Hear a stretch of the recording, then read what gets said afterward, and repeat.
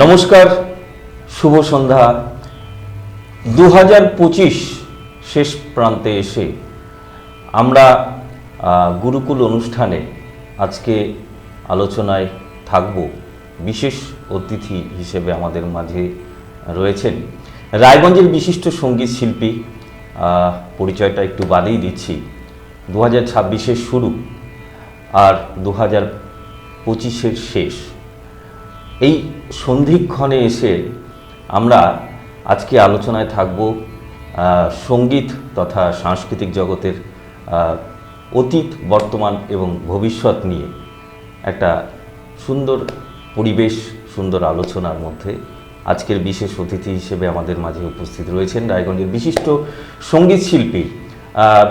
দীর্ঘদিন থেকে তিনি সঙ্গীতের চর্চায় রয়েছেন। অগণিত ছাত্রছাত্রী তার হাত দিয়ে, তার পরিচর্যায় তৈরি হয়েছে আজকের শিল্পী গৌরাঙ্গ কর। দাদা, তোমাকে ভারত টিভিতে স্বাগত আজকের এই গুরুকুল অনুষ্ঠানে। নমস্কার। ভারত টিভির সমস্ত দর্শক এবং কলা কুশলী তোমাকেও তুমি করেই বলছি, একদম তোমাকেও অনেক অনেক শুভেচ্ছা এবং সারা দেশের মানুষকে। আর অল্প সময় আমাদের এই 2025 আমাদের জন্য অপেক্ষা করছে। একদম, তারপরেই আমরা নতুন ইংরেজি নববর্ষে ঢুকবো, নতুন বছরে। সবার শুভ কামনা করে সবাই ভালো থাকুন, এই কামনা করে আমরা আজকের অনুষ্ঠানে যতটুকু সম্ভব আমরা তোমার কাছ থেকে যেটুকু জানবো, গানে থাকবো, আড্ডা হবে, সঙ্গে আপনারা রয়েছেন এবং থাকবেন, এই প্রত্যাশা নিয়ে শুরু করছি আজকের গুরুকুল অনুষ্ঠান। সঙ্গীত শিল্পী আমাদের গুরু গৌরাঙ্গ কর। গৌরাঙ্গদা, তোমার যে সঙ্গীত জগতে আসা, আমরা জানি যে তোমার বাড়িতে একটা সুন্দর একটা পরিমণ্ডল রয়েছে, মানে সাংগীতিক পরিমণ্ডল। তোমার দুই কন্যা, স্ত্রী, সবাই মিলে তোমরা সঙ্গীতের মধ্যে ডুবে আছো। হ্যাঁ, আসলে আমার এটা মানে একটা ঐতিহাসিক একটা, আমাদের পরিবারের যারা বয়স্ক ছিলেন তাদের কাছে একটা ছোট্ট মানে গল্পটা আমার শোনা। আমার এই সমস্ত বিষয়ে কোনো সাক্ষাৎ কিছু চাক্ষুষ কিছু ধারণা নেই। আমার শোনা যে আমার পিতামহর বাবা, অর্থাৎ আমার বাবার ঠাকুরদাদা, তিনি বর্তমান বাংলাদেশ, সেখানকার ময়মনসিংহ জেলার খুব বিখ্যাত শিল্পী ছিলেন। আচ্ছা, তার পরবর্তী উনি মানে ওনার সারাদিন ওই সঙ্গীত চর্চাই ওনার একমাত্র ছিল, নেশা এবং পেশাও ছিল। পেশা বলতে অনুষ্ঠান করা। আর হয়তো সেইটার আমাদের তো আমরা বলি যে আমরা জিন বা ডিএনএ আমরা বলি, সেটা হয়তো আমি ধারক বলা হতে পারে। তো খুব শৈশব থেকেই মানে সঙ্গীতের প্রতি প্রবল আকর্ষণ ছিল। এবং সেই সময় মানে সেই 60-এর 70-এর দশক, তখন তো ছোট ছেলেদের কণ্ঠটা মেয়েদের মতন সুর থাকে। তো সেই লতা, আশা বা বিভিন্ন জনের সেই মেয়েদেরও আমি গান গাইতাম। আচ্ছা, এটা আমার ভেতরে যেটা সঙ্গীতের প্রতি একটা প্রবল একটা টান ছিল, আকর্ষণ ছিল। আর তারপরে যেটা হয়েছে যে আমার সম্পর্কিত কাকা, শ্রদ্ধেয় সঙ্গীত শিল্পী পীযূষ কান্তি সরকার, তিনি ওই আমাদের ওখানে একটি রঙ্গম বলে একটি স্কুল হয়েছিল, সেইখানে উনি গান শিখতেন এবং শ্রদ্ধেয় সঙ্গীত গুরু নারায়ণ ঘোষ মহাশয় সেখানে সঙ্গীত শিক্ষাদান করতেন। আরও সকলের সাথে আমার কাকা সেখানে শিখতেন। তো এই সঙ্গীতের প্রবল টানে, অর্থাৎ তুমি যেটা বললে যে একটা জিন, সঙ্গীত মানুষের জীবনে আসে অনেকভাবে, জিনগতভাবে আসে, আবার পারিপার্শ্বিক পরিবেশটা যেটা থাকে সেটার থেকেও সঙ্গীত আসে। তোমার জীবনে সঙ্গীত এসছে। তুমি আজকে আমাদের এই মুহূর্তের যে অনুষ্ঠান, তুমি একটা সুন্দর সঙ্গীত দিয়ে এগিয়ে যাই আমরা তোমার কণ্ঠে। আমি সঙ্গীতটা ভালোবাসি, এখন এটা নিয়েই দীর্ঘ একটা সময় কাটাচ্ছি, ছাত্রছাত্রীদেরও চেষ্টা করছি। এখন আমি কতটা জানি, কতটা শিখেছি, সেইটা তো মানে মাপার কোনো যন্ত্র নেই। না। হ্যাঁ, আমি আমার মতন করে চেষ্টা করছি। তো যেটা বলছিলাম, তো সেইখানেই আমার কিন্তু মানে হাতে কলমে না শিখেও আমি ওখানে বসে শুনে শুনে অনেক কিছু শিখতাম, এবং সেটা আমাকে আরো বেশি মানে আকর্ষণ করতো। সেই সঙ্গীত মূলত শিক্ষাটা হাতে কলমে শেখার চাইতে শ্রবণ, শ্রুতি, শুরুটা আমার তখন আমার হ্যাঁ, শৈশব, 8-9 শ্রুতিটাই বছর বয়স। অনেকটা এগিয়ে নিয়ে হ্যাঁ, 8-9 বছর বয়স তখন। আর সঙ্গীত একটা খুব কঠিন একটা বা বিদ্যা এবং সর্বশ্রেষ্ঠ কলা বলে। আমি গীতার একটা শ্লোক বলছি, ভগবান শ্রীকৃষ্ণ বলছেন, নাহম তিষ্ঠামি বৈকুণ্ঠে যোগিনাং হৃদয়ে নচ মদ্ভক্তা যত্র গায়ন্তী তত্র তিষ্ঠামি নারদ। নারদকে ডেকে বলছে যে আমি এমনকি বৈকুণ্ঠ অবস্থান করি না, যেখানে আমার ভক্তগণ সঙ্গীত পরিবেশন করে আমি সেইখানে অবস্থান করি। ভগবান শ্রীকৃষ্ণ এই কথা বলেছেন। অর্থাৎ আমরা পৌরাণিক যুগ থেকে সঙ্গীত একটা আলাদা মাত্রা পেয়ে এসেছে। মাত্রায়। আমরা যাব আলোচনায়, তবে তার আগে একটা সুন্দর সঙ্গীত। তো আমি বলি, আমি সব ধরনের গান একসময় গাইতাম, এখন বয়সের কারণে হয়তো অনেক জায়গায় ডাকও পাই না, সেটাও যেমন আছে, প্লাস বলতে পারি যে হয়ে ওঠে না আর কি। তো আমার কিন্তু খুব যেটা প্রাণের গান সেটা হচ্ছে রবীন্দ্রসঙ্গীত। হ্যাঁ, কবিগুরুর হ্যাঁ, রবীন্দ্রসঙ্গীত সেটাই আমি খুব বেশি গাই। আমার মেয়েরাও সেটা বেশি করে। তবে আমি একসময় মানে সব ধরনের গান গাইতাম, গজল থেকে শুরু করে। আমার ছাত্রছাত্রীরা এখন গায় আধুনিক গান, তোমাকে দেখেছি। হ্যাঁ, দূরদর্শনেও গায়, দূরদর্শনেও আমার ছাত্রছাত্রীরা গায়, বিভিন্ন অনুষ্ঠানেও গায়। আমি একটা রবীন্দ্রসঙ্গীত দিয়ে শুরু করছি। একদম, চলো আমরা আজকের অতিথি গৌরাঙ্গ কর তার সঙ্গীতে কিছুক্ষণের জন্য ডুবে যাই। আগুনের পরশমণি ছোঁয়াও প্রাণে, এ জীবন পূর্ণ করো, এ জীবন পূর্ণ করো, এ জীবন পূর্ণ করো, এ জীবন পূর্ণ করো দহন দানে। আগুনের পরশমণি ছোঁয়াও প্রাণে, আমার এই দেহ খানি তুলে ধরো, তোমার ওই দেবালয়ে প্রদীপ করো। আমার এই দেহ খানি তুলে ধরো, তোমার ওই দেবালয়ে প্রদীপ করো। নিশিদিন আলোক শিখা জ্বলুক গানে, নিশিদিন আলোক শিখা জ্বলুক গানে। আগুনের পরশমণি ছোঁয়াও প্রাণে, আধারের গায়ে গায়ে পরশতব, সারা রাত ফোটাক তারা নব নব। আধারের গায়ে গায়ে পরশতব, সারা রাত ফোটাক তারা নব নব। নয়নের দৃষ্টি হতে ঘুচবে কালো, যেখানে পড়বে সেথায় দেখবে আলো। নয়নের দৃষ্টি হতে ঘুচবে কালো, যেখানে পড়বে সেথায় দেখবে আলো। ব্যথা মোর উঠবে জ্বলে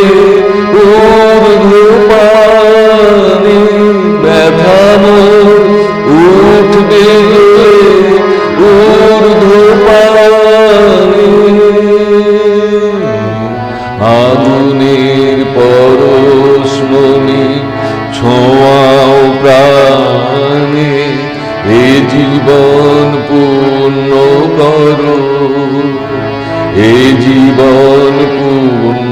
করো, এ জীবন পূর্ণ করো, এ জীবন পূর্ণ করো দহন দানে, আগুনের পরশমণি ছোঁয়াও প্রাণে। আমরা যখন সঙ্গীত শিখতে শুরু করি ছোট বয়স থেকে, তখন কিন্তু ওই রবীন্দ্রসঙ্গীত অথবা কাজী নজরুল ইসলামের গান দিয়েই শুরুটা হয়, সারেগামা পায়ের পরে। প্রাথমিকভাবে একটা আমাদের যে ভারতীয় শাস্ত্রীয় সঙ্গীত, যেটা হিন্দুস্তানি সঙ্গীত বলতে আমাদের ভারতীয় শাস্ত্রীয় সঙ্গীতের মধ্যে দুটো মুখ্য বিভাগ আছে, একটা দক্ষিণ ভারতীয়, একটা উত্তর ভারতীয়। দক্ষিণ ভারতীয়টাকে কর্ণাটকী পদ্ধতি বলে, আমাদেরটাকে হিন্দুস্তানি পদ্ধতি বলে। হিন্দুস্তানি পদ্ধতির গান অনেক বেশি বিস্তারপূর্বক, অনেক সফট, নরম প্রকৃতির। আর দক্ষিণ ভারতের যে শাস্ত্রীয় সঙ্গীতটা তাল প্রধান। তো আমাদের মূলত যে সঙ্গীত শিক্ষা, সেটা কিন্তু খুব ভালো করে ওই শাস্ত্রীয় সঙ্গীতের উপরে, মানে আসলে শাস্ত্রীয় সঙ্গীত মানে কিছু রাগ রাগিনী থাকে সেখানে, তার উপরে সেই রাগ রাগিনী বলতে স্বরের দ্বারা সৃষ্টি সুর, সেই সুরগুলোকে আগে চিনতে হয়, স্বর চিনে তারপর সুর চিনতে হয়। যেমন আমি এই গানটা গাইলাম, এটা কল্যাণ ঠাটের উপরে আছে, ইমন কল্যাণ রাগাশ্রয়ী, এটা এই গানটা। তো আমি যদি ইমন কল্যাণ বা কল্যাণ ঠাটটাকে ভালো করে চিনি, তাহলে সুরের আমার দখলটা বেশি হবে আর কি। সেই জন্য রাগ রাগিনীটাকে আগে ভালো করে রপ্ত করে আয়ত্ত করে পরে আমরা, হ্যাঁ, প্রাথমিকভাবে রবীন্দ্রসঙ্গীতটা তুলনামূলকভাবে ছোট শিশু, আমার অনেক শিশু শিল্পী আছে, অনেক আমার ছাত্রছাত্রী, তারা এটা অনেকটা আগে তাড়াতাড়ি রপ্ত করতে পারে। এইটা একটা ভালো দিক। মানে শুরুটা, তার মানে তুমি বলতে চাইছো যে শাস্ত্রীয় সঙ্গীত অবশ্যই শুরু করা, অবশ্যই শাস্ত্রীয় সঙ্গীতের মানে যে আমাদের অ্যাকচুয়ালি কি, আমাদের এই যে স্বর সংখ্যা, মূল শুদ্ধ স্বর সংখ্যা হচ্ছে 7টি, আর তার বিকৃত অর্থাৎ পরিবর্তিত স্বর আছে 5টি। এই যে স্বর 7, 5, 12টা স্বর, এই স্বরগুলো তো আমার চিনতে হবে। চেনা মানে স্বর তো চোখ দিয়ে চেনা যায় না, স্বর হচ্ছে কান দিয়ে যে শব্দটা আসে। আমি যখন অভ্যাস করছি, এখন এই হারমোনিয়াম একটা ওয়েস্টার্ন যন্ত্র, পশ্চিমী যন্ত্র, আপাতত আমরা এর মধ্যে দিয়ে করি। এই 12টা স্বরকে আমরা কিন্তু সরাসরি প্রয়োগ করি, কিন্তু স্বর 22টা শ্রুতির উপরে, আমাদের হিন্দুস্তানি সঙ্গীতে 22টা শ্রুতির উপরে এই 12টা স্বর বসে আছে, অর্থাৎ এখানে একটা ভগ্নাংশের কাজ আছে। সেই যে বাকি শ্রুতিগুলো কিন্তু আমাদের অবচেতনের সুরের দোলার মধ্যে দিয়ে আসে, আমরা ভাসিয়ে যখন গান করি সেইগুলো আসে। আর সরাসরি এই 12টা স্বরের মধ্যে কিছু স্বরকে আমরা নির্বাচন করে যে গান রচনা হয়েছে, সেই স্বরের মধ্যে আমরা গানগুলো করি। তো সেইখানে আমার আগে কানে সুরটাকে খুব অনুধাবন করতে হবে, মানে বসিয়ে নিতে হবে, সুরটাকে চিনে নিতে হবে। আমার এই জায়গাটাই আমার প্রশ্ন।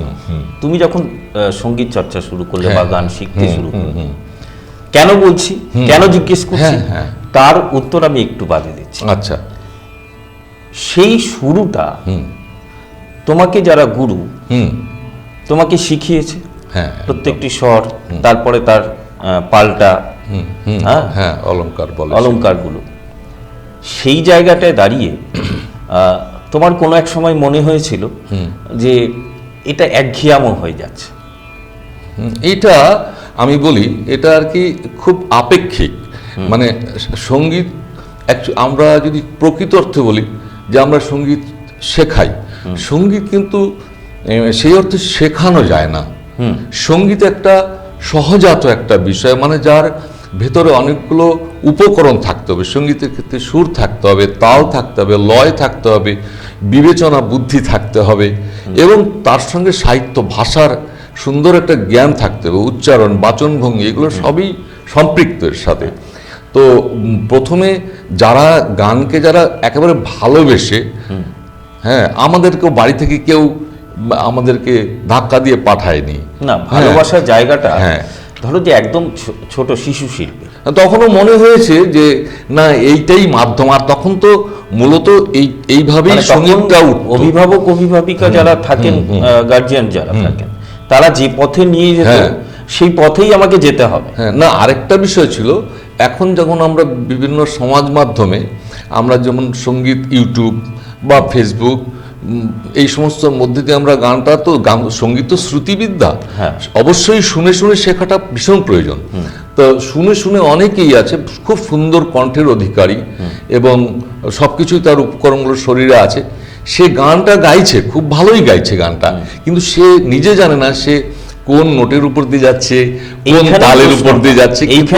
আমাদের সময় তো সেটা ছিল না, আমরা জানতাম যে আমাদের এই পদ্ধতির মধ্যে দিয়ে যেতে হবে। একদম মানে এই যে আলোচনাটা, এই যে মূল জিনিসটা আমি যেই জন্য তোমাকে জিজ্ঞেস করছিলাম, আজকের ডেটে আমরা খুব সহজলভ্য আর কি, মানে সোশ্যাল মিডিয়া আমরা যে কোনো গান পোস্ট যে কেউ করে দিচ্ছে, যেটা পছন্দ হচ্ছে সেটাকে নিয়ে আমরা আওড়াচ্ছি, গানটাকে হয়তো রপ্ত করছি।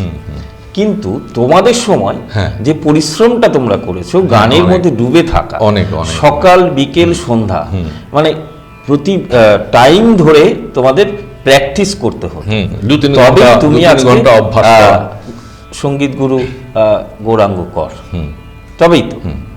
কিন্তু আজকের দিনে তোমাদের মধ্যে যে গ্রামারটা, সেই গ্রামারটা একটু দূরে ঠেলে রেখে, তোমার কি মনে হয় না যারা সঙ্গীত চর্চা করতে আসছে বা শিখতে আসছে তারা খুব সহজেই একটু চট করে একটা গান? এক্ষেত্রে বলি, সঙ্গীতটা হচ্ছে, মানে আমি যদি উদাহরণটা নিই আমাদের প্রকৃতির সঙ্গে, তাহলে নদীর স্রোতের মতো, একটা নদীর মতো, অর্থাৎ ওই প্রবহমান। আমার গুরু, তার গুরু, তার কাছ থেকে আমার গুরু শিখেছেন, আমার গুরুর কাছ থেকে আমি শিখেছি, আমার কাছ থেকে আমার ছাত্রছাত্রীরা শিখবে, তাদের কাছ থেকে আবার অন্য পরবর্তী প্রজন্ম শিখবে। তো এটা একটা নদীর মতন। এই নদীতে কোনো জায়গায় আমার এখন যেটা মনে হচ্ছে যে আমরা প্রকৃতিগতভাবে যে নদীর যে গভীরতা যেমন কমে যাচ্ছে আমরা দেখতে পাচ্ছি, এবং এই নদীর গভীরতা যেমন কমছে, সঙ্গীতে অনেকে ভালো গাইছে কিন্তু এখন ছাত্রছাত্রী অনেক ওই গভীরতাটা, আমি বলছি যে আমার ছাত্রছাত্রী যারা হয়তো খুব ভালো গান গায়, বিভিন্ন জায়গায় পারফর্ম করে, তাদেরকে আমি যখন শেখাতে যাই, এই তোমার এই নোটটা লাগেনি। তোমাকে একটু আগেই বললাম আমি কেন জিজ্ঞেস করছি।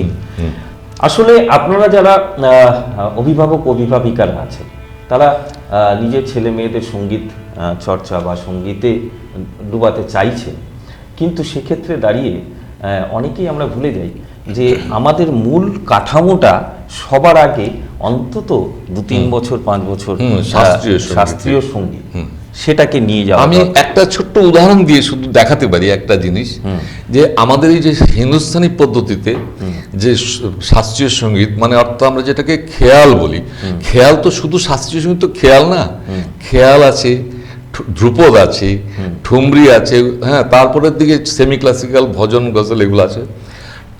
তো এই যেগুলো রাগ ভিত্তিক গান, এই রাগগুলো আমাদের যে সর্বশেষ যিনি আমাদের এই সঙ্গীতের যিনি গবেষক, মানে পৃথিবী বিখ্যাত, তিনি হচ্ছেন পণ্ডিত বিষ্ণুনারায়ণ ভাতখণ্ডীজি। তো উনি এই আগে অনেক ঠাট ছিল, প্রচুর ঠাট ছিল হিন্দুস্তানি সঙ্গীতে। তো উনি গবেষণা করে বলছেন যে না, এতগুলো ঠাট দরকার নেই। ঠাট মানে ধরো আমার অনেক পোশাক আছে, অনেক ধরনের আসবাব জিনিসপত্র আছে, সেগুলো আমি আলমারিতে রাখবো, তোমার এত আলমারির দরকার নেই, আমার এই 10টা আলমারি হলেই হবে। এই 10টা হলো ঠাট। তো এই ঠাটের মধ্যে, ঠাট মানে কি, ঠাটের কিন্তু নিজস্ব মানে প্রকাশ নেই, ঠাট হচ্ছে একটা কিছু মেটেরিয়াল, সেই মেটেরিয়ালটা দিয়ে রাগ তৈরি হয়। তো এইবার রাগগুলো যেমন আমি বলি, এই 10টা ঠাটের মধ্যে যেমন আছে বিলাবল ঠাট, সব শুদ্ধ স্বরের, তারপরে কল্যাণ ঠাট, তারপরে ভৈরব ঠাট, ভৈরবী ঠাট, কাফি ঠাট, আশাবরী ঠাট, পূর্বী ঠাট, মারোয়া ঠাট, টরি ঠাট, ভৈরবী ঠাট, এই 10টা ঠাট। তো এর মধ্যে আমি একটা উদাহরণ দেওয়ার জন্য বলছি যে, যেমন কাফি ঠাটে হচ্ছে গান্ধার এবং নিষাদ, অর্থাৎ গা নি এই দুটো স্বর কোমল লাগে। আবার খাম্বাস ঠাটে এই নি হচ্ছে আরোহণ, অর্থাৎ ঊর্ধ্বগতিতে নিটা লাগে শুদ্ধ, আর অবরোহণ গতিতে নিটা লাগে কোমল। এবার কিছু রাগ আছে যেটা আপাত দৃষ্টিতে মনে হবে যেন এটা খাম্বাস ঠাটে, কেন, যে শুদ্ধ নি দিয়ে উঠছে আর কোমল নি দিয়ে নামছে, তাহলে অবশ্যই মানে আমাদের যে ব্যাকরণ অনুসারে গানের যে নিয়ম সে অনুসারে তাহলে ওটা খাম্বাসটাতে হওয়া উচিত, কিন্তু ওই রাগটাতে গান্ধারের প্রয়োগ নেই। তো গান্ধারের প্রয়োগ নেই বলে বা আরো কিছু আনুষঙ্গিক বিষয় থাকে, কিন্তু গান্ধার প্রয়োগ না থাকলে সেটা খাম্বা যায় না, কারণ খাম্বা যে হচ্ছে গান্ধার প্রবল রাগ, একদম সেই জন্য ওটা কিন্তু খাম্বাজি গেল না, যদিও ওঠার সময় শুদ্ধনি নামার সময় কোমলনি, সেটা কিন্তু কাফি ঠাটে হয়ে গেল। আবার খাম্বাজি কিন্তু ওই গান্ধার প্রবল আর খাম্বাজির শুদ্ধনি দিয়ে উঠবে, কোমলনিতে নামবে। তো যে রাগটা শুদ্ধনি দিয়ে উঠে কোমলনিতে নামলো সেটা কিন্তু কাফি ঠাটের। যেমন একটা উদাহরণ দিই, একটু জাস্ট উদাহরণ দিয়ে বলি একটা, যেমন বলছে একটা কাফি ঠাটের রাগ, রাগটার নাম বৃন্দাবনী সারং। তো সারে মা পানি সা সানি পা মারে সা, এই যে সারে মা পানি সা সানি পা মারে সা, এটা কাফি ঠাটের। আচ্ছা, এর যে নিয়ের চলনটা সারে মা পানি সা সানি পা মারে সা, এটা কাফি ঠাটের চলন। আবার যখন এটা খাম্বাজে যাবে তখন যদি এরমই লাগে সারে মাপা, তাহলে হবে সারে মা পানি সা সানি দা পা মাগরে গা সারে মা পা, এটা বেশ রাগ, বর্ষাকালীন রাগ, কিন্তু এটা খাম্বাস ঠাটের, কিন্তু লাগছে সেম সারে মা পানি সা সানি পা সানি দা পা মাগরে গা সারে মা পা।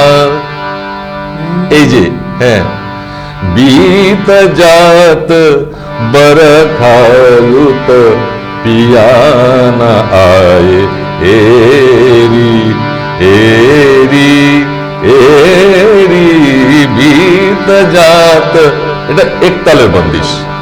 আবার তিনতালের বন্দিশ আছে, মুরলি কা ধুন শুনি बाउरी भैयो अब घर रहत न उचत जिया मोरा मुरली का धुन শুনি। অন্তরটা হচ্ছে গরজত বরসত বিজুরি চমকত, গরজত বরসত বিজুরি চমকত, बोलत कोयलिया मीठी मीठी बोलवा मुरली का धुन শুনি।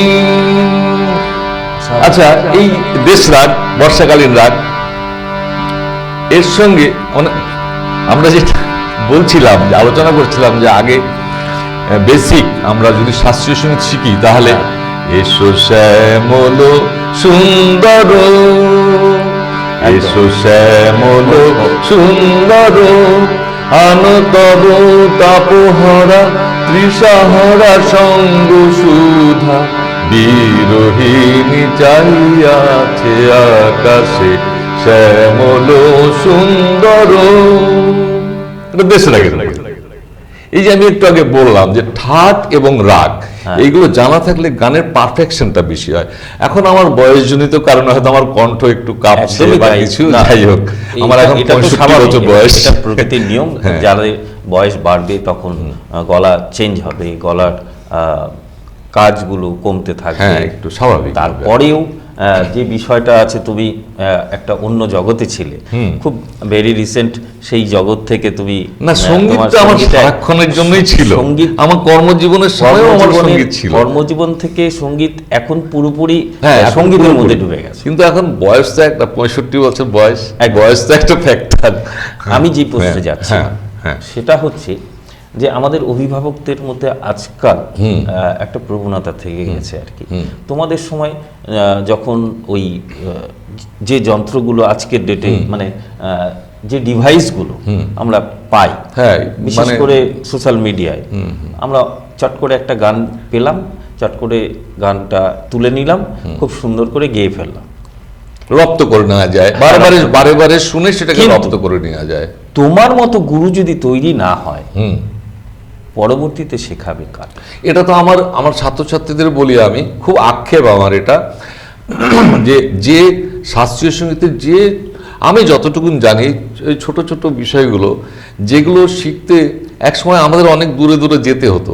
একদম। হ্যাঁ, এখনো অনেকেই হয়তো কলকাতা ছুটতে হয়, কিন্তু আমার এই জেলায় বসেও এখন এই আমি বলে না, আমাদের সমসাময়িক এখনো অনেকেই আছেন যারা অনেকটাই জানেন ভালো, তো তারাও তো দেওয়ার চেষ্টা করেন। একজন শিক্ষক মানে সেটা যে বিষয়ের উপরই হোক, সঙ্গীত হোক, তবলা হোক, পড়াশোনার হোক, একজন শিক্ষক কিন্তু সবসময় তার ছাত্রছাত্রীকে সম্পূর্ণটা ঢেলে দেওয়ার চেষ্টা করেন। একদমই তাই। একটা ছাত্র বা একটা ছাত্রী তৈরি হলে শিক্ষকের সেটা গর্ব হবে। না, আর লোকের তাছাড়া সামনে- আমরা তো তাদের বললাম যে ধারক বাহক, তারাই তো এখন ধারণ করবে, তারপর ওটা বহন করবে আমাদের। কিন্তু এই জায়গাটাতেই একটু মানে ছেদ চলে আসে যখন এইটা না, অভিভাবকেরা- এটা আমি সম্পূর্ণ যে ছাত্রছাত্রীদের দোষ দেব বা অভিভাবকের দোষ দেব তা না, কারণ এটা তো আমাদের একটা সহজাত প্রবৃত্তি যে আমি চট করে কোনো একটা বিষয়ে সাফল্য পেলে আমার আনন্দই পাবো। তোমাদের হ্যাঁ। সময় যখন অভিভাবকদের একটা জায়গা ছিল যে তোমাকে এটা করতে হবে, না, এটা এখনো করতে আছে। হবে, এখনো আছে। আমার স্টুডেন্টদের ক্ষেত্রে আমি বলছি, আমি কিন্তু আমার স্টুডেন্টদের যে অভিভাবক যারা এবং বড় স্টুডেন্ট হলে তাদেরকেও বলি যে তোমাদের কিন্তু খুশি করাটা আমার কাজ না। আমি অভিভাবকদের বলি যে আপনাদের খুশি করাটা আমার কাজ না। অনেকের কাছে হয়তো একজনের কাছে শিখে আমার কাছে 4-5 বছর 5 বছর শিখে 6 বছর শিখে আমার কাছে অনেকে এসছে। হ্যাঁ, যারা এখন রিনাউন্ড গাইছে তারা অনেকেই হয়তো অন্যের কাছে শিখতো এখন আমার কাছে। কিন্তু আমি বলি যে আমি খুশি করাটা কিন্তু আমার কাজ না। তুমি কিসে স্যাটিসফাইড হবে, আমাকে বলবে যে আমি এই গানটা গাইবো, তাহলে আমি সেই গানটা তোমাকে তুলে দেওয়ার চেষ্টা করব আমার ক্ষমতা অনুসারে।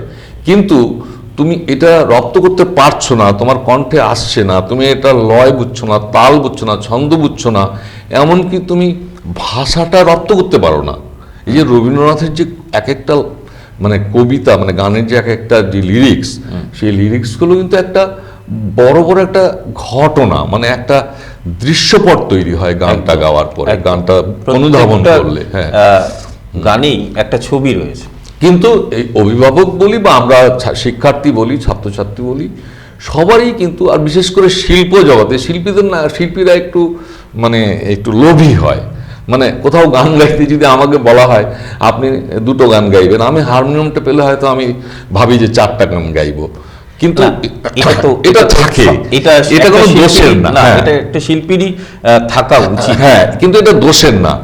কিন্তু দোষের যেটা আমি বলবো সেটা হচ্ছে যে আমাদের পরিবেশটা এমনভাবে তৈরি হচ্ছে যেন সঙ্গীত, আমি বললাম যে সঙ্গীত সর্বশ্রেষ্ঠ কলা এবং সবচেয়ে কঠিন। মানে আমার কাছে তো, আমি 50 বছরের বেশি সঙ্গীতের সঙ্গে সম্পৃক্ত এবং আমি 40 বছরের বেশি সঙ্গীত শিক্ষকতা করছি। আমার এখনো মনে হয় যে আমি কোথায় কি ভুল করে ফেলবো, কি করব। তো এই জিনিসটাকে খুব সহজ সরলভাবে নিয়ে হয়তো সঙ্গীত গানে দিল তার সন্তান সন্ততিকে, 2 মাস পরেই বলছে স্যার ওকে একটা কম্পিটিশনে গান আছে, একটা গান তুলে দিন। কিন্তু ও কিন্তু শর্টটার সম্পর্কে কোনো তার ধারণা তৈরি হয়নি। এখানে আমি এটা না দিতে পারলেই তখন শিক্ষকের প্রতি না, এটা বোঝাতে হয়, এটা তাদেরকে বোঝাতে হয়। সব অভিভাবক না, অনেক অভিভাবক, বিশেষ করে আমার যারা ছাত্রছাত্রী বা আমার যারা অভিভাবক আছে, ছাত্রছাত্রীর যারা মা বাবা বা গার্জেন আছে, তারা কিন্তু এই বিষয়টা আমাকে খুব অ্যাপ্রিসিয়েট করে যে না স্যার আপনি একদম ঠিক পথে চলেন, একদম ঠিক আমাকে বলে। আমরা এতক্ষণ যে বিষয়টা নিয়েছিলাম সেটা হচ্ছে এই ছাত্রছাত্রীদের কিভাবে তৈরি করা উচিত। তো আমরা এর পরের যে আলোচনা, আমরা চলে যাব যে সঙ্গীতের মূল ভিত্তি, হ্যাঁ, সেটা তো তুমি বলেছো যে স্বর মানে একটা শব্দ। এবার সঙ্গীত নিয়ে সঙ্গীত চর্চা, আজকের যে আমাদের কর্মজীবন, আমরা কর্মপ্রার্থীরা আছি, সেখানেও কিন্তু একটা জায়গা তৈরি হতে পারে। একদম সেই বিষয়ে আলোচনায় যাব। আপাতত আমাদের সময় হচ্ছে একটা বিরতি নেওয়ার। আচ্ছা, চলো একটু ছোট্ট একটা বিরতি নিই, সঙ্গে থাকি।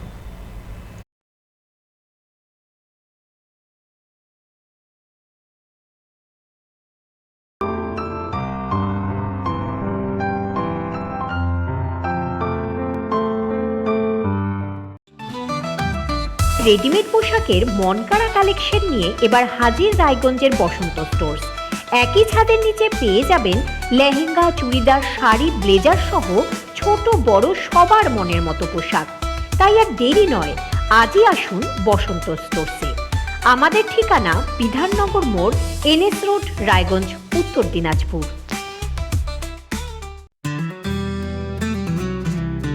গ্রসারি থেকে কসমেটিক্স,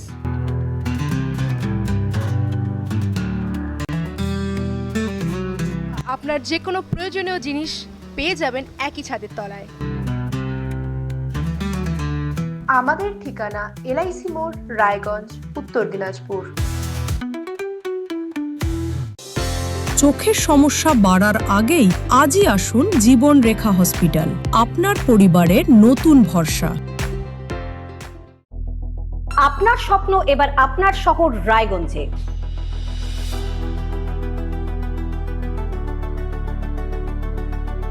এবারে শক্তিশালী পালসার N160 আপনাদের স্বপ্ন পূরণের জন্য প্রস্তুত।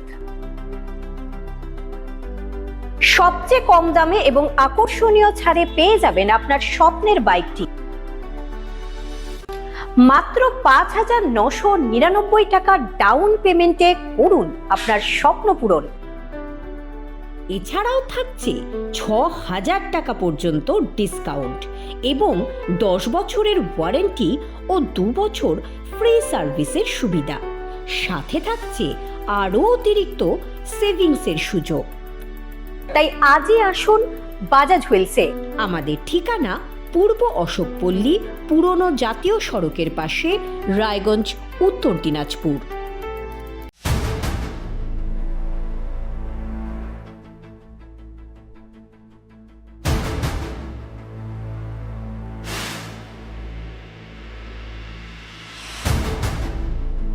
এখন আর চার দেওয়ালের ভেতরে নয়,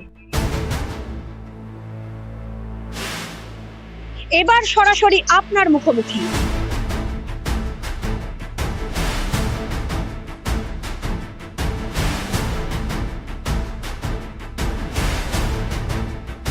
এবার আপনার আমার সমস্যার হবে চিরুনি তল্লাশি।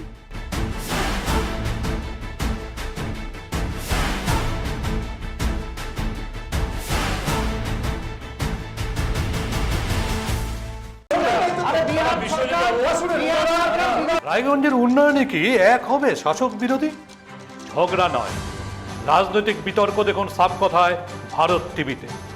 আমি রাধা মাধব, আমার সাথে দেখুন সাপ কথা প্রতি রবিবার দুপুর 3টায়। যে কথা কেউ বলে না, যেদিকে কেউ তাকায় না, গভীর থেকে আরো গভীরে বিশ্লেষণ হবে এবার চুলচেরা।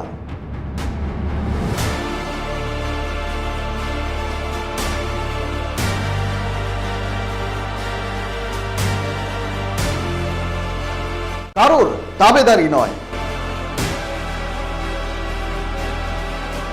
আমি সত্যান্বেষী, আমার সঙ্গে থাকুন প্রতিদিন রাত 8টায় শুধুমাত্র ভারত টিভিতে।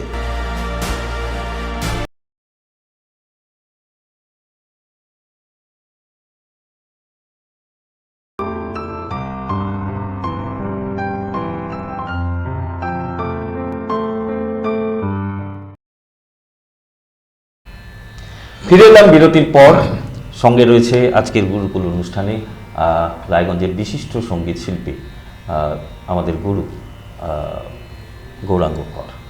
আমরা যে আলোচনায় ছিলাম গৌরাঙ্গদা, যেটা বলছিলাম, আমরা তো শাস্ত্রীয় সঙ্গীত বা শুরুটা কিভাবে করা যায় সেই আলোচনায় ছিলাম।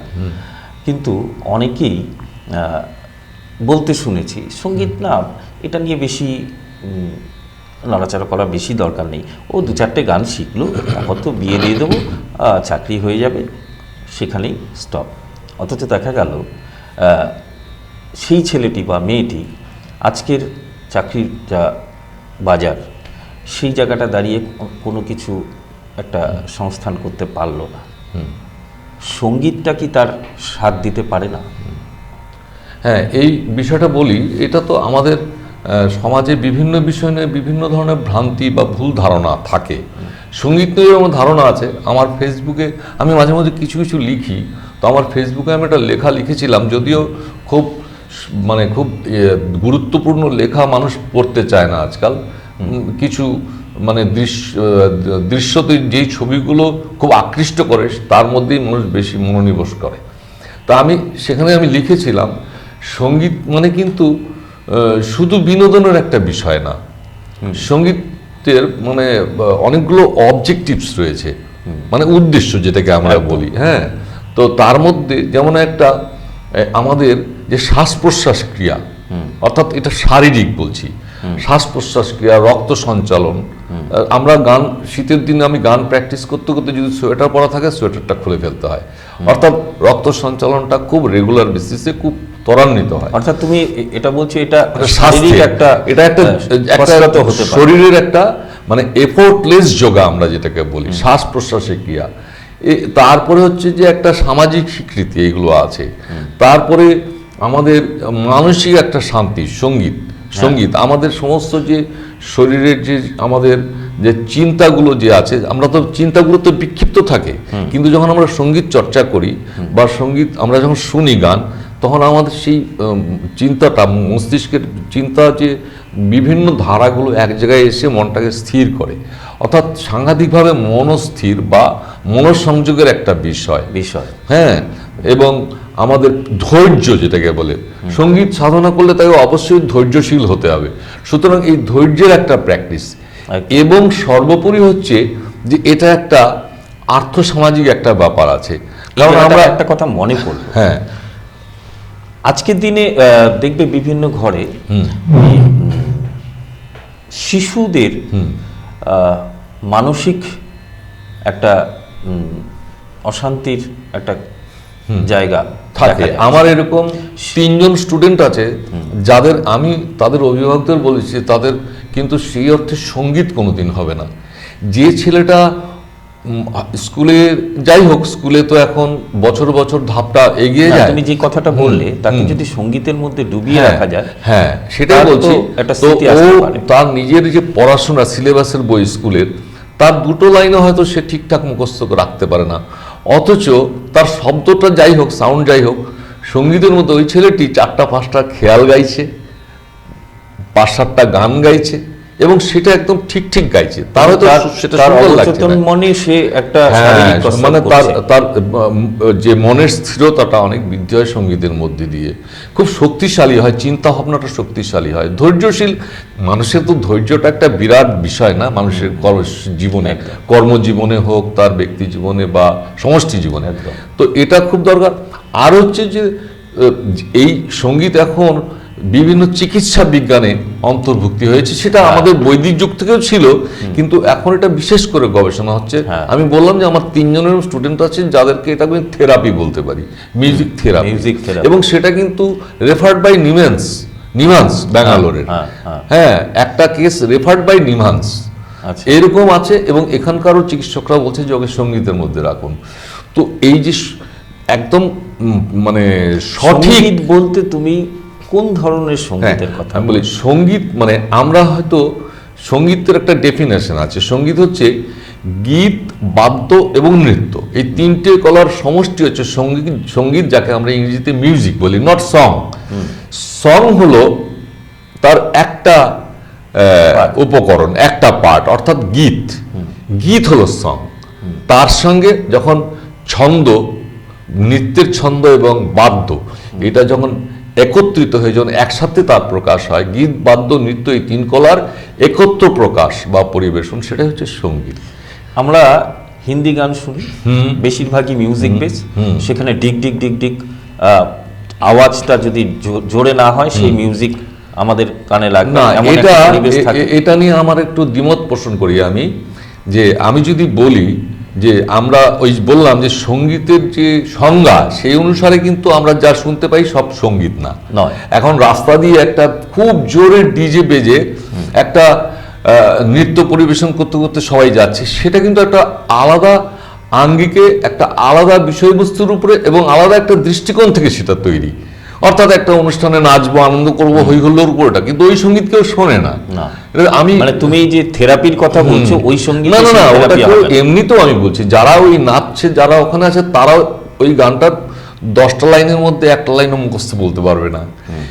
এবং আজকে যে সঙ্গীতের এই যেটা বলছিলাম যে গভীরতা কমে যাচ্ছে, শিক্ষার্থী এবং যারা শেখায় সকলের ক্ষেত্রেই বলছি, গভীরতাটা কমে যাওয়ার ফলে কি হচ্ছে, আমরা তো আজও যে সঙ্গীত নিয়ে যারা কাজ করছি, এখন আমরা সেই রবীন্দ্রসঙ্গীত, নজরুল গীতি, অতুল প্রসাদী এবং যদি আধুনিক গান ধরি, আমাদের বাংলার ক্ষেত্রে বলছি, তাহলে সেই 60-এর 70-80 দশকের গান নিয়ে এখন আমরা কাজ করছি। কিন্তু একটা আধুনিক গান গাইতে বলে আমি সেই না যেও না লতার সেই গান, আমরা সেটা গাইছি।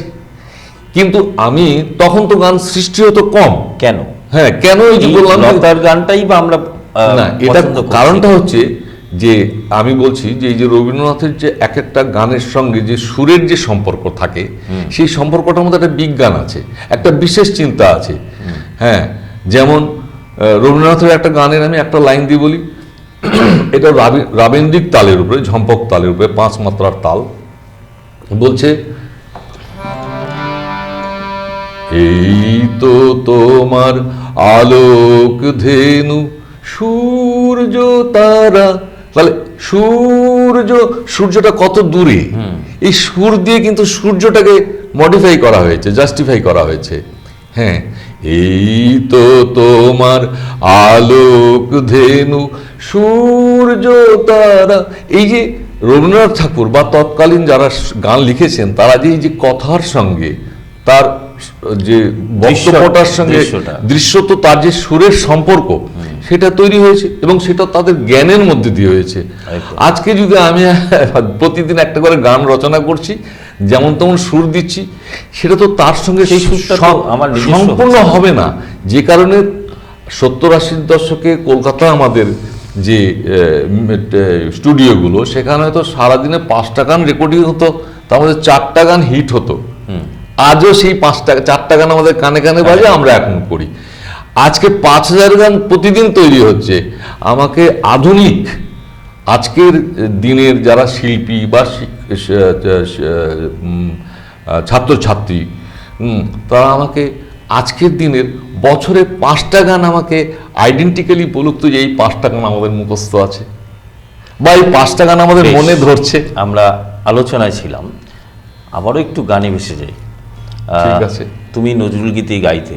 হ্যাঁ, রবীন্দ্রসঙ্গীত গেয়েছি। হ্যাঁ, রবীন্দ্রসঙ্গীত গেয়েছি। আমরা শুনলাম। তুমি বিভিন্ন আঙ্গিকের গান গেয়েছো, মানে মঞ্চে আমরা। হ্যাঁ হ্যাঁ হ্যাঁ হ্যাঁ, সেইগুলো। এবারে তুমি আমাদের দর্শক বন্ধুদের জন্য কি শোনাবে? তাহলে একটা নজরুল গীতি করি, চলো।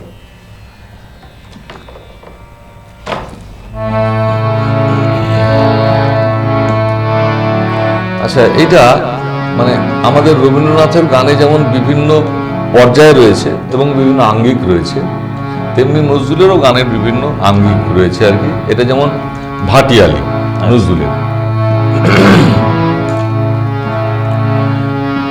একুল ভাঙে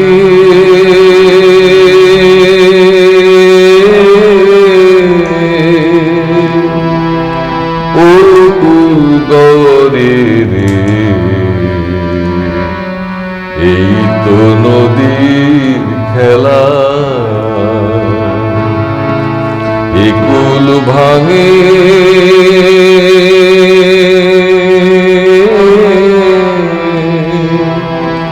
ও কুল গরে রে, এই তো নদীর খেলা। সকাল বেলা আমির রে ভাই, ফকির সন্ধ্যা বেলা, এই তো নদীর খেলা রে ভাই, ভব নদীর খেলা। একুল ভাঙে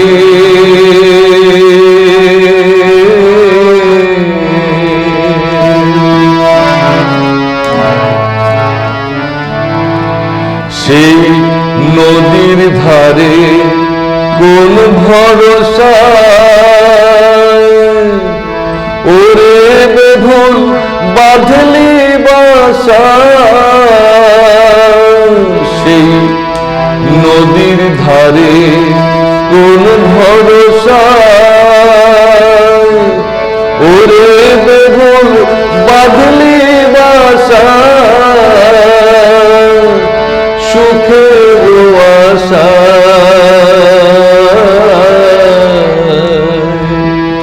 যখন ধরল ভাঙন পেলি নে তুই ধরল ভাঙন পেলি নে তুই পারে যাবার খেলা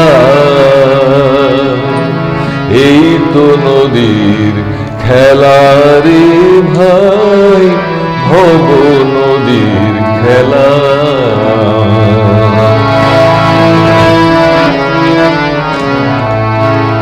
সেই নদীর ধারে এই দেহ ভেঙে হয় রে মাটি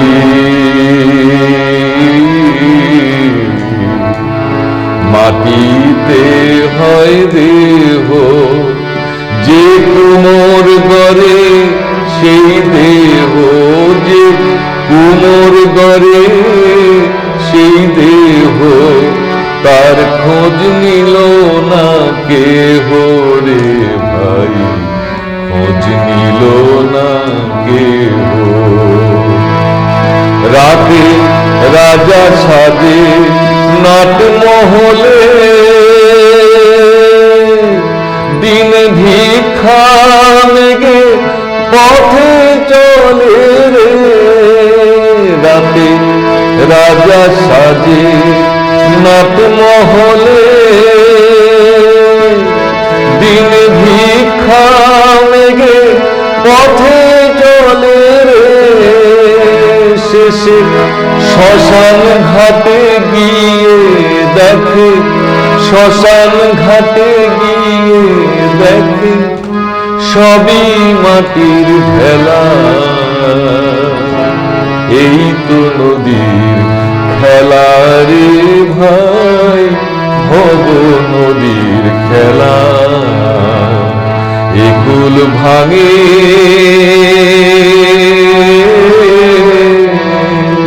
ও কুল গড়ে রে এই তো নদীর খেলা এই তো নদীর খেলা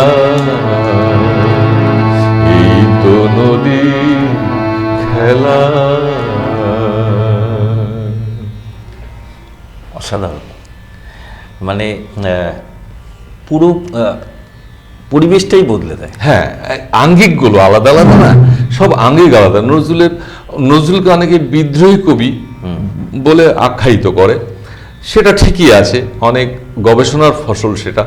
কিন্তু আমি যখন নজরুলের কাজগুলোর মধ্যে যখন ঢোকার চেষ্টা করি, দেখছি যে ওনার মতন এরকম প্রেমিক, এরকম ধার্মিক এবং এইরকম স্বজন মানুষ বোধহয় খুবই তোমার কম। রবীন্দ্রসঙ্গীত শুনলাম, নজরুল গীতি শুনলাম, গানটা কমই শোনা হলো আজকে, আচ্ছা। কারণ তুমি একটা গভীর আলোচনার মধ্যে আমাদেরকে ডুবিয়ে দিয়েছিলে। না না, আমার মানে সত্যি কথা বলতে কি, সত্যি এটা তো এই আলোচনাটা- সমুদ্রের মতন একটা বিষয় সঙ্গীত। এই আলোচনাটা আমি তার মধ্যে দরকার খুবই অল্প জানি, তার আমাদের মধ্যে থেকে সময় আজকে হাতে খুবই কম। আচ্ছা, আমরা আজকের অনুষ্ঠান শেষ করব, কিন্তু তার আগে আজকের যে সঙ্গীত চর্চা, আগামী প্রজন্ম, তাদের জন্য তুমি কি বলবে? তাদের জন্য বলবো, শুধু সঙ্গীত যারা চর্চা করে তাদের জন্য, অভিভাবক এবং তার সঙ্গে সম্পৃক্ত যারা, তাদের সবার জন্যই বলবো যে সঙ্গীতটাকে শুধু বিনোদনের একটা বিষয় হিসাবে নেবেন না, এবং ছাত্রছাত্রীরা তোমরা নেবে না, এটা যে একটা মানে সর্বশ্রেষ্ঠ একটা শিক্ষামূলক একটা বিষয়। আর আমাদের সম্পদের যে শক্তি, আমাদের বৈভবের যা শক্তি, আমাদের শরীরের যা শক্তি, তার থেকে তো অনেক গুণ বেশি শক্তি আমাদের শিক্ষার। এই শিক্ষাতে কিন্তু ফাঁকি দেওয়া যাবে না। আমরা শিক্ষা হচ্ছে সবচেয়ে শক্তি। তোমার যে এই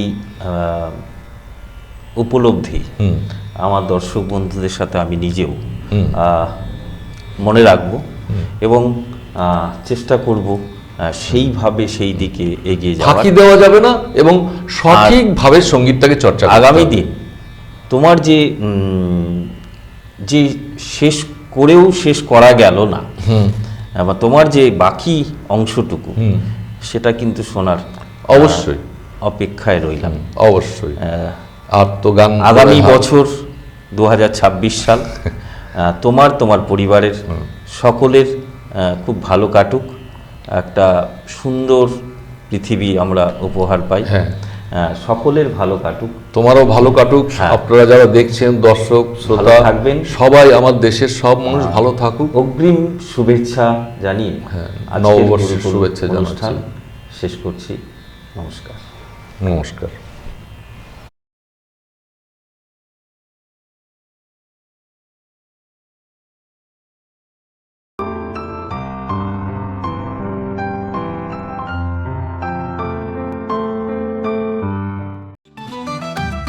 রেডিমেড পোশাকের মনকাড়া কালেকশন নিয়ে এবার হাজির রায়গঞ্জের বসন্ত স্টোর্স।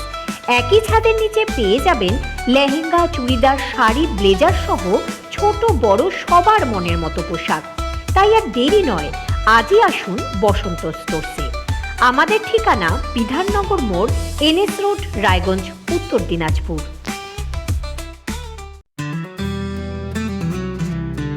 গ্রসারি থেকে কসমেটিক্স,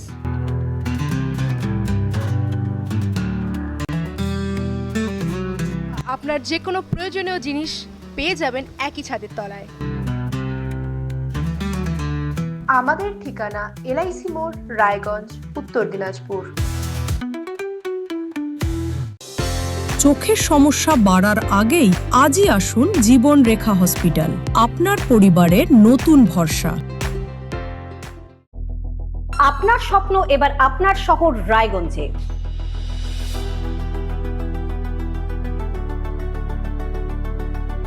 এবারে শক্তিশালী পালসার N160 আপনাদের স্বপ্ন পূরণের জন্য প্রস্তুত।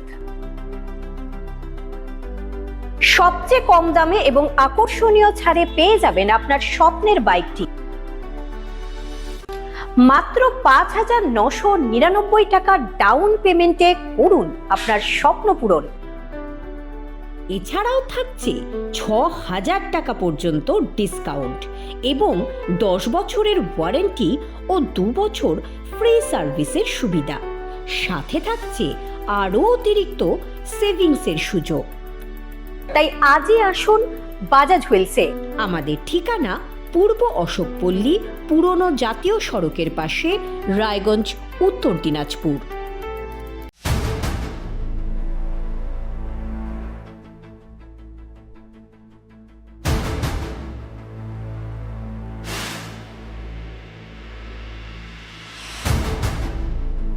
এখন আর চার দেওয়ালের ভেতরে নয়, এবার সরাসরি আপনার মুখোমুখি।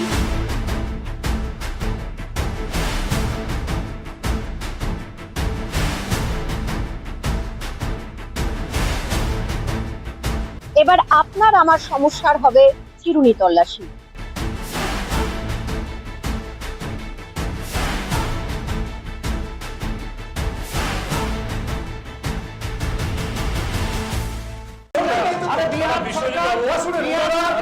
রায়গঞ্জের উন্নয়নে কি এক হবে শাসক বিরোধী? ঝগড়া নয়, রাজনৈতিক বিতর্ক দেখুন সাত কথায় ভারত টিভিতে। আমি রাধা মাধব, আমার সাথে দেখুন সাত কথা প্রতি রবিবার দুপুর 3টায়। যে কথা কেউ বলে না, যেদিকে কেউ তাকায় না, গভীর থেকে আরো গভীরে বিশ্লেষণ হবে এবার চুলচেরা।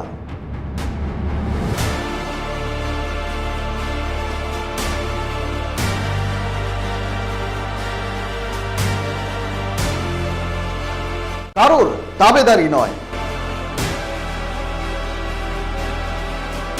আমি সত্যান্বেষী, আমার সঙ্গে থাকুন প্রতিদিন রাত 8টায় শুধুমাত্র ভারত টিভিতে।